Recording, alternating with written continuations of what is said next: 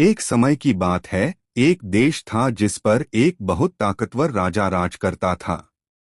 उसके महल सोने चांदी से सजे थे, उसके खजाने जवाहरात से भरे थे और सैकड़ों गुलाम हमेशा उसकी सेवा में रहते थे।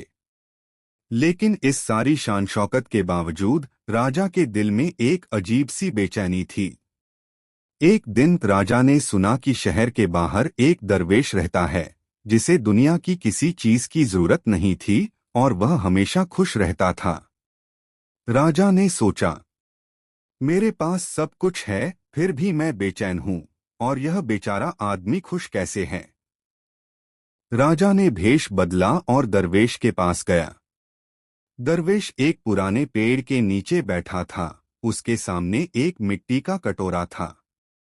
राजा ने पूछा, ओ दरवेश, तुम्हारे पास न तो दौलत है और न ही महल, फिर भी तुम मुस्कुराते क्यों रहते हो।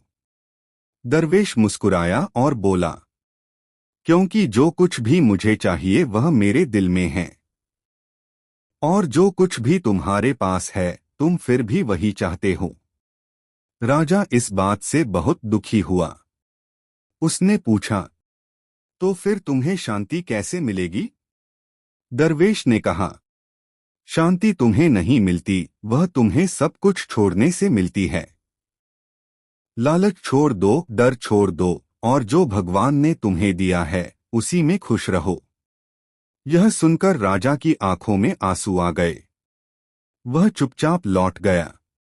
कहा जाता है कि उस दिन के बाद वह पहले जैसा बेरहम नहीं रहा। उसने न्याय करना शुरू कर दिया और सादा जीवन अपना लिया।